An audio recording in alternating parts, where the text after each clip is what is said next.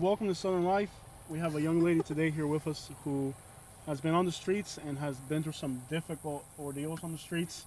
We're not going to give you your name, but you can come up with a nickname. People don't call. You can call me Pocahontas. Pocahontas, okay.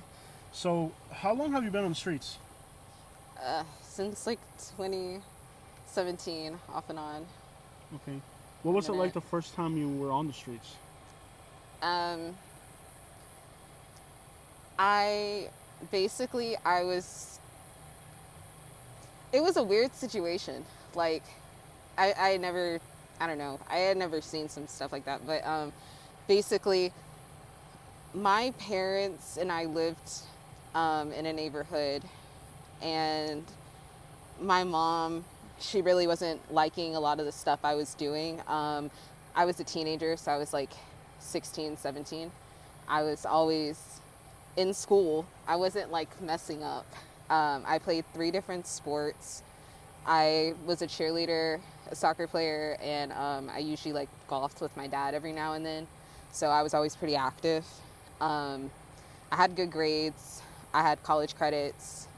Um, it wasn't really like the school stuff that was bothering them. It was just me not being sober. So even though I was going to school and stuff, I had this thing where like I didn't know what depression really was growing up. My family didn't talk about it. So I always thought if I isolated myself, then I was keeping my parents out of my business, but I didn't see that as like depression. I didn't know what it was.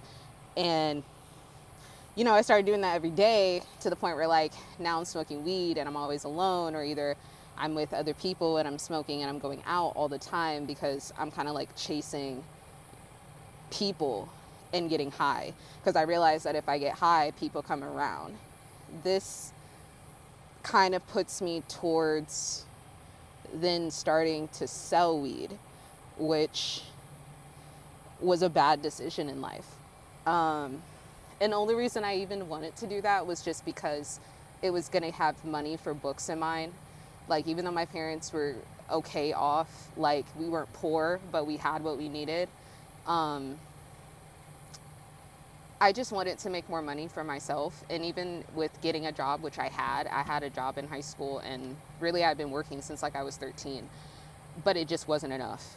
Like, like nothing was adding up. And it's not like I don't know. I guess I just didn't know how to deal with bills back then. Like, I was like 17, 18. I wasn't really understanding the concept of how much money it really took to live alone and then go to college. So that was why weed and selling it got important. And then me and my parents got into it so much to the point where they would just start calling the cops on me, because they would just want me to stop selling weed or to stop smoking weed so badly that they would just call the cops. And it's one thing to get arrested for selling or smoking weed in general, but it's another thing to get called on by your own parents. So it's like, They weren't trying to hurt you, obviously. no, no. I mean, they were trying to stop Bad something bad from happening. influences. Yeah. And I didn't realize that at the time. It's just, at the time, I just really needed the money. I knew that they weren't really going to help me with it. And what they were willing to help with wasn't what I wanted. Like, I didn't even get to pick the university I wanted to go to, by the way. Kind of, not even kind of, it definitely changed the trajectory of my life. Um, if I would have at least been able to select the school that I wanted to go to, and it wasn't up to my parents based on just their affordability, maybe I could have kind of avoided being homeless so much, because I would have been in school, I would have been more occupied. Um, it's just to the point that even when I did have the money to go to school, it was because I was selling weed. So that was my only experience How for that. important was going to school for you that you had to end up in that predicament? I didn't know what I wanted to do when I got to school. I just knew I wanted to be there.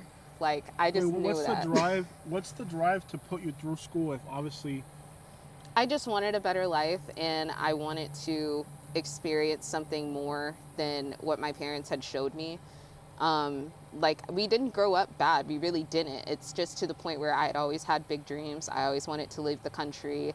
I never foresaw myself working my entire life, but per se opening businesses.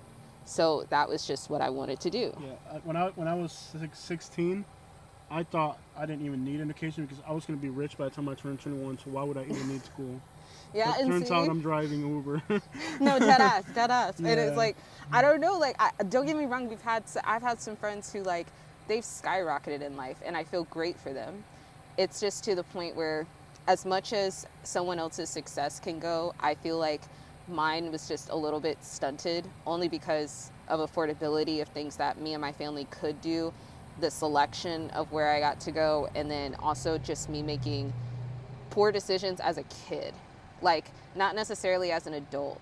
I feel like what probably had me keeping the rotation of being in homelessness is after this time point when I got to school, I ended up feeling like I was still depressed, to the point where, like, I stopped eating. Like, you know, my parents and my family weren't around at this point to kind of like say, hey, you know, you've been in your room too long.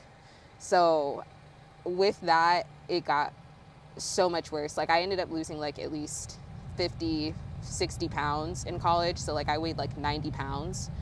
I basically was on bingers for almost every day. I showed up to almost every class drunk. And it got to the point where I couldn't keep up with any of my schoolwork because the only thing that was encouraging me was drinking, because I had felt so lost in the fact that, like, I didn't get to experience the school that I wanted to experience, to just make the best of what it was, which was what I wanted to do. I still went ahead and did it. It's just to the point where I was almost guilt tripped for everything as soon as I got there by my own family. And I think this is where abuse in family systems kind of needs to be studied. Because my parents never talked about depression, when I got to college and I was experiencing it more at a different level, because I'm constantly alone, and now I'm dealing with like classes, now I'm dealing with books. Even though I'm drunk, these bills are not stopping. You know, like, these tuition fees are not going to stop. So you're still trying to go to school? Yeah, like, I'm just battling depression and alcoholism now and going to school. Okay. Can I ask? Don't give me an exact number, but are you in your early 20s still? Mm-hmm. Okay. Yeah, like, this wasn't too long ago, honestly, Okay. when you really think about it. But that lasted for maybe 2 years up to my sophomore year. And about the second semester of my sophomore year, I decided to drop out because that was one of the first times that I had gotten.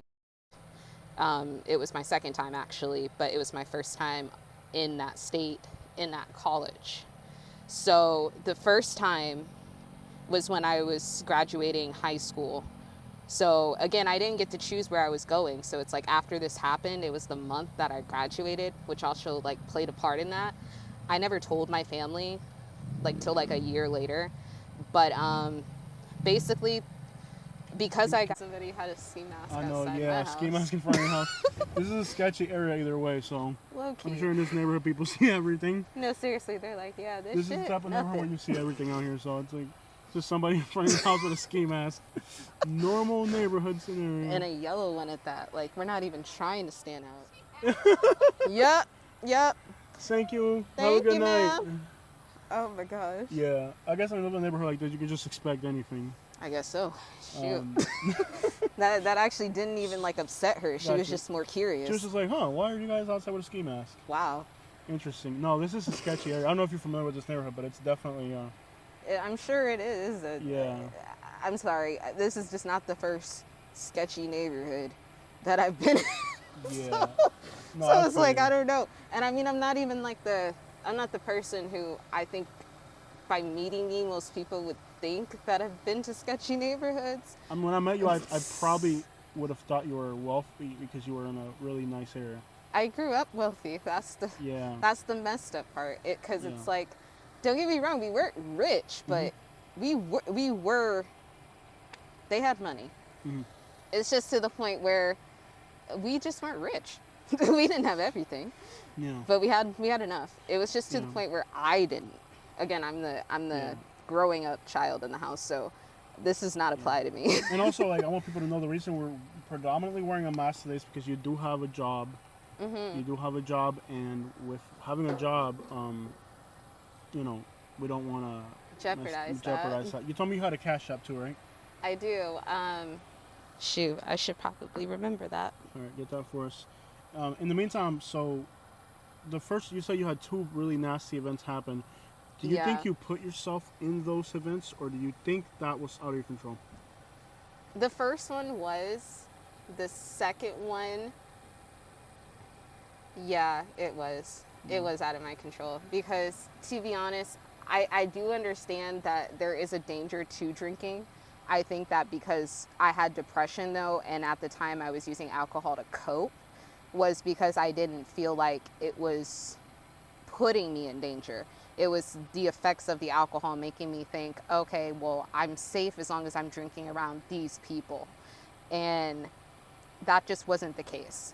Like, there was just, I mean, I'm not saying that men in general all have this need for that overwhelms them, but everybody has urges. I just don't want to trust people anymore who I don't know how much their urges are and I don't know them that well. I won't be drinking with them.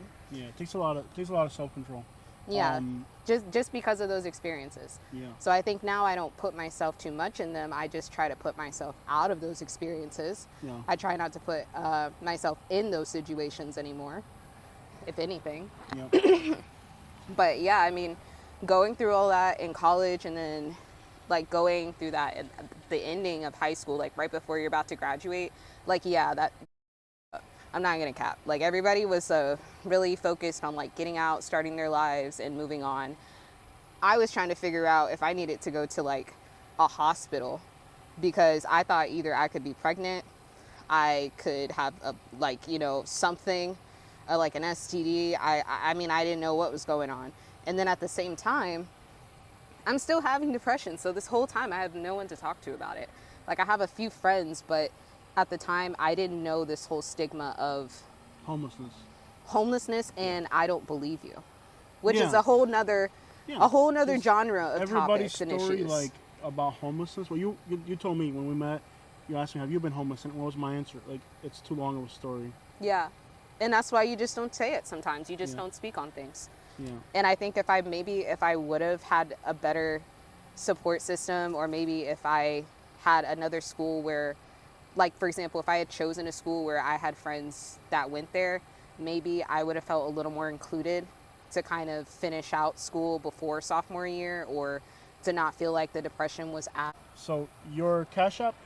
My Cash App is Shayla, SHAYLA, DDZ3, like two D's, DDZ3, Shayla DDZ3. Yeah. Okay, say it one more time in case anybody missed it. Shayla DDZ3. Okay. All these experiences that you have had, at just a young age, facing homelessness, if I saw you, I would never think you're homeless. Yeah, Um, that happens very often. That is the point of why I dress the way I dress. yeah, you don't want to look homeless Yes, because if you look homeless, it'll make you even more vulnerable. yes. People will follow you. I've had, like, maybe my first time being homeless after college and high school from going through those events, when I did decide to drop out, was when I actually became homeless. So I was 18. I left school because, again, the depression got really bad to the point where, like, I actually did have to go see a psychiatrist. I'd never seen one before, but I really needed to talk to somebody, maybe just to get answers. But I did not realize that my mother set up an appointment with a psychiatrist, me thinking it was a therapist. Did not know the difference between these things. What's the difference? The difference is that a psychiatrist will give you pills and prescription. A therapist cannot legally. Oh, okay. So basically, my mom sent me to a shrink, telling me that the reason why I wasn't passing my classes was because I wasn't focused enough and because I was a drug addict because I sold weed and Basically, smoked like weed. it was maybe like a lack of understanding. Hugely, but to the point Sounds like your where, parents are almost like prejudiced, and it reminds me of my parents, to be honest. yeah. But would your parents send you to a shrink? What's a what's the shrink? Like a psychiatrist to give you medicine? No.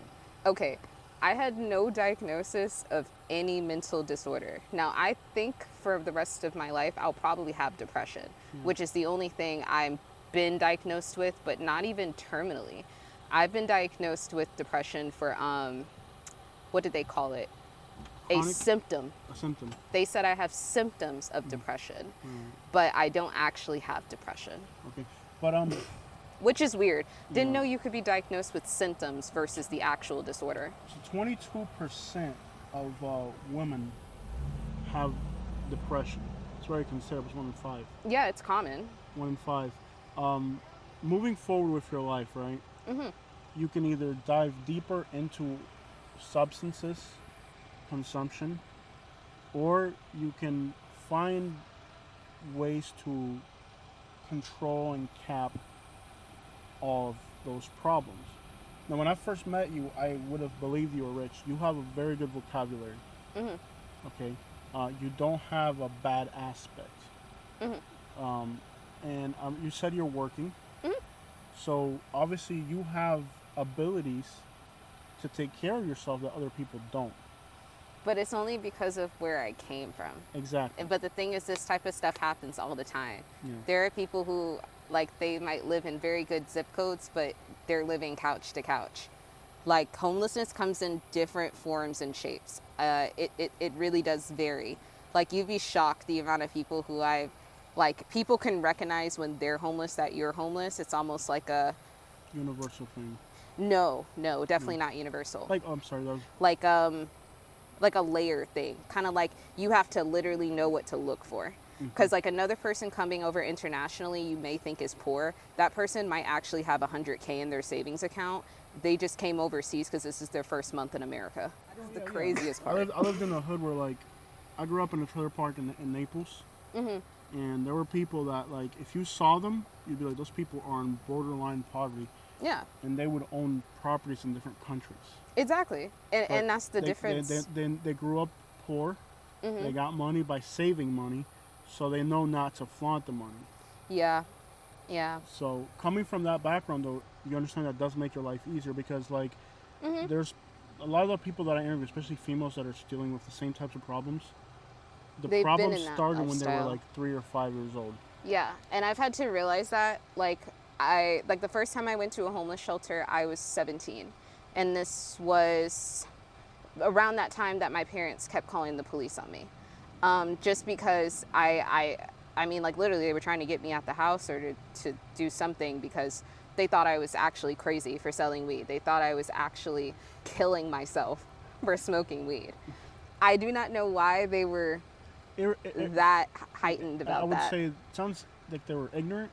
They do have their moments of doing that, yeah. Okay, is it because they come from a background where they never been around that stuff before? They just are very clean. Like, my parents are very clean people. They Okay. do not prefer to smoke, they do not prefer to drink. If anything, the most my mom will do a year is take like a bottle of wine from the store, and that is her guilty pleasure for that year. Okay. I'm just not that person. Unfortunately, I am that person who might want to go to the bar every other Saturday. Maybe not every Saturday now because I'm getting older. I don't have that college drinking mentality in me anymore. But no, I'm just not like my parents. Understood. And they just were not getting that.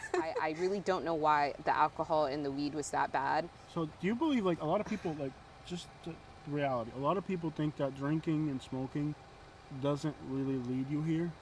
It does. It does. And a lot of people, like, try to make up excuses or um, Yeah, like it doesn't control me, or I'm not an addict. I have control. And Yeah. I don't personally. I know how to handle it. I said that for years, and I will be honest. It did not get me out of that from saying that until I caught my first DUI. Again, this is all from depression. I was actually really dealing with stuff from getting And I just didn't know who to talk to. And then on top of it, when I was given a psychiatrist, I was put on medication that I didn't know the effects from.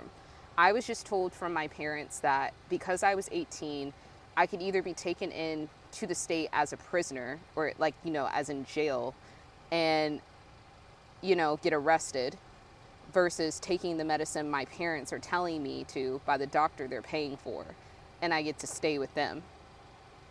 So it's like either be homeless and take these pills or go to jail or be homeless in general. So when I was given that choice, because like I'm not joking, I'm not exaggerating, this was my choice at 18. I was told that because I could not handle school for my depression and I wanted to go to therapy, my parents said that they could not and would not let me go to therapy because they believed something was mentally wrong with me. So instead, they wanted to send me to a doctor to examine me and my chronic issues. Have you ever been drawn to delinquency like since a earlier age? Never. Okay. What were your Mental grades health. like? Let's say in middle school, A's and B's. and you never got in trouble in school, No. and you were aiming for college the whole time. I did, and I got in college. So like, at what point does like the attraction to like vices come into play? At what point? In needing money and getting away from my And family. you said at what age was the first one? 17? 17, yeah. Okay. And Around that one 16, you said 17. Was it because you were drinking around the wrong people? Yes. And then the second one was the same thing. So now you're around. But people drinking, but that's the weird part. The first one was around the person that I knew. The second one I didn't know. Right, but most kids that are 16 don't drink. No, they do. They do. Most kids start drinking around like 12 or 14 if they're exposed to things like that. Okay. The ones who So there was an aren't, environment. There was an environment. Yes and no. It's like it's a normal environment. Like how like you could go to a family barbecue or something and people are drinking and smoking. Those are your uncles. I mean, I started. But they're drinking not at 12, but blobbering. I drank at 12 around my family, but it wasn't a discontrolled. See, I started drinking in private and in silence because our family was so hush hush about drugs that we couldn't ever expose ourselves, even if we were an adult. Like, my mom could be 40. That's a prejudice. The same thing with like if somebody's gay or lesbian. Oh yeah, And then but now it's they like can't be that. who they are because then the parents are gonna look at it weird. But that's another And part it of just also drives being them into native. like, and then they have to live a double life because Yeah. now they're living a double life because like who they want to be or who they think they are isn't who they can be around their family. So now they start living a double life, and they have to keep up this fake persona that isn't really who they are. Yeah, and it messes you up, to be honest, because like whoever my parents created me to be, I'm sure would have been a great good little noodle, but that person was depressed as hell. I told y'all like I wasn't eating. I was literally because I did not want to survive taking more medication because the side effects are getting so bad that it wasn't where I'm at in that so I'm journey. back on camera now. You are in some way or shape or another almost being trafficked right now in a sense, or almost or you're vulnerable to trafficking right now, or something along Just those a lines. bit, yeah. Okay. That's a real situation in the Tampa Bay area. It's bad. It's bad. It's real bad. How? I mean, what can be done to help people in this situation? Because like you are vulnerable. Maybe somebody can exploit your addictions. Yeah, I think that's how it happens. Like, to be honest, trafficking can happen really easily. Like I said, there's different things that I went through with having mental health needs that I had to get assessed, and just to find out that later on I don't have them. But either way, when you're going through these things, there are avenues like when you're kicking back and having parties with friends. I think that when alcohol and weed is brought into the picture, at one point you can use it as a coping mechanism or just to have fun. However, when it's taken to the point of being overly unhealthy or OD, or you're blacking out or you can't get home, this is how it also invites the door for trafficking. Because you're so intoxicated as a woman that if you don't have like the right set of friends around you, I'm gonna be honest, you are a sitting duck. There are people who I have literally encountered from like Tinder who have literally told me that like they were looking for a white woman to have, because let's say I just wanted to go out on a date and we wanted to get frisky. This is just me being normal. However, it's not like a taboo thing. I will say, even if you're homeless people are on Tinder. Do you know how many people couch surf and they're on Tinder? This is a normal thing. However, Tinder and these dating apps are so out there to the point where trafficking is now virtual. You could honestly get a date type thing, and then you think it's a date, and the person actually is trying to target you to the point where that actually happened to me one of my first months being down here. That was actually my intro to trafficking. I had been homeless all this time in Alabama and in Georgia. This was my first time being homeless in Florida as of last year. Alabama. Yeah, Alabama. What got me off guard? I know, I I'm know that sorry. you've been in Alabama. I I'm lived in sorry. Alabama too. So, okay, so to help women who are vulnerable. Yeah. Do Don't go on dating apps. Don't go on dating apps. Don't walk down the street. Don't drink when you're having a kickback. Don't go to the bar without having a closed cup. Yes, you are a target. God forbid you have on something too pretty that night, or someone really just needs their rent paid. Yes, women are a target. And it's not just if you're homeless, you're just an easier target if you're homeless. Yeah. To be honest, what most people neglect to think is that men are looking for women to be vulnerable every single day. It could be a woman missing her ride from work that could lead you into trafficking. And that's what I don't think people are getting. Like, it's not just drugs. You know, respectfully, like, I got a wife and everything, but, like, you have a beautiful complexion, your hair, everything. Yeah, I'm a target. You're a target. Yeah. Like, I don't know, like, when you came in, like, the way we met, you notice when I first met you, very respectful, very, you know, but there's guys that are not respectful. There's guys that are just very, like, when I met you, we started talking naturally, you were just telling me about how guys can be pushy, forceful. Like, you'll meet guys that are just really creepy. Yeah, I mean, like, because, I mean, I know I'm skipping around in the story, but my very first time getting was actually my best friend. So, you know, it doesn't have to be just even a dating situation. It really could just be someone that you know, that you think you have real trust and care for. And one night, that person shows you their true colors. And it's not even like, oh, this is like some random friend. Like, no, this was someone I went to high school, spent every single day in a classroom with. Right, like, these are real people. And like, times, grew up with him. With trafficking victims, especially here in Tampa, and so many of the girls that are out there are, like, they're total addicts. They're just gone. Yeah. And then you have people who like, this is where dating and those trafficking things come in. Like, drug addiction is one thing. To have addiction is another. You have to be constantly in contact with people every single day. What women, I think, neglect to think is, okay, this is a guy that I might be swiping on today, or this is a guy I might meet one day walking down the street or at a pub. I don't think you realize this could be a dude who literally stays at that pub every other week, every other day. You are like the 80th person he's met this month. And he's just trying to create this scenario as if this is a brand new meeting for the two of you. Because this is his job. He is actually a recruitment for other people, like pimps, or for himself. There are some pimps that are self-involved and they guerrilla pimp by themselves. That's another form of trafficking, where a guy will basically say that he's wanting to date you and to get in a relationship with you, and then he'll pimp you out after like 2 or 3 months. And so that's like a trend in Atlanta right now. They basically call it scamming, but basically people will date you from dating apps. So somebody might have called the cops on it. And handle it? You got it? Oh, I got it. God. I got it. Don't worry, I got it. We get police out here for being homeless? I got it. Take off your ski mask. You'll be good. Hi. Let me give you my ID real quick. We're doing an interview. I was just doing an interview with her, so it's, I'll give you my ID so you know who I am and everything. Cool. I have something like YouTube channel. You might know me around town. You can look it up, something like YouTube channel, but it's for her privacy. Hi. So I don't want to. We're doing a YouTube video. It's for her privacy. It's about human trafficking. I'm not robbing anyone's house. She's experienced a lot of trauma, and so for her privacy on this interview, I don't want any. To see my face. She needs to have a face concealed because it's so a the very mask. personal thing she's talking about. So you guys call 911 though? No. Somebody else down here. She's worried about it being here. I think someone just might be concerned because I have on a ski mask. Is that where you guys are here? No. Okay. Oh. Are we free to go? I mean, yeah. Okay, we're not doing anything. I know it's weird because you're just wearing a ski mask. Yeah, I know this isn't settling, but no. I am not, not going to hurt anybody. Well, I'm just interviewing her for YouTube, but you can look me up, Sun Life on YouTube.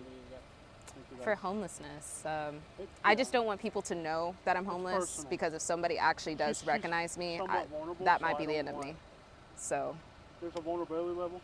So why you guys doing it? Got interrupted. I'm gonna check my mail. I didn't want to interrupt. I'm weak. Hi, honey. Southern Life on YouTube. Yes. Yeah, Southern Life on YouTube. He interviews homeless people. We just met today, so yeah. It was ironic that he even did this channel. So I just was telling him how I got in these experiences, and that was it.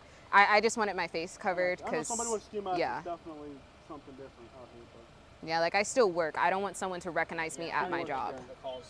Okay. So can we keep working? Yeah. We're working. Can I get my ID back? You got it? I get it back. Yeah, promise we'll leave soon. I just. Almost done, yeah. Thank you. Sorry. But you guys have a great day. Her interview, if you guys are curious, you go on Southern Life if you want to see it. Southern Life on YouTube. Probably a few days. I've interviewed close to 200 people in Florida. No, like we sat here like this whole time. We haven't walked. Okay. Oh. They came in honestly like we didn't have. No, I got you. Comes out to the drop. I got you. Oh. Hey, I requested a video from Manatee County Sheriff's Office body cam footage 6 months ago. I'm weak. Another 6 months before I get it. When I get them from Sarasota, I get them in like 2 weeks. Yeah. So it's like a level of frustration with how long it's taking them to drop that body cam footage. You don't work for records. No, it's not your fault. Yeah, records is frustrating. I told them it's for media purposes, but they won't acknowledge it for media purposes. Arrested for this. No, you're good. You're good. You're good. Come on. You're good. 5 minutes. 5 minutes. You're good. Let me get a shoulder, please. Honestly, if they called the cops at the corner. So we're gonna end the interview because we had the cops called on us for having a ski mask. Girl, wrap this up. For other girls who are vulnerable, what makes you vulnerable, and what can girls do to avoid that? This card, move forward. This card's gonna. Okay. Choose your dating partners very wisely. Okay. If your family is abusing you in any type of way, do not be afraid to leave. However, leave and go to a friend's house with a secured financial plan. Do not always utilize shelters or churches, and be understanding of who your friends and your real family are, because those people can, will, and have been able to abuse people in the past. Your support network needs to be very stable, and your connection with God needs to be first. Not drugs, not alcohol, not partying. Just stay very focused so you do not end up on the streets and you have no support network like me. Thank you so much for your time. Get better. All right, bye.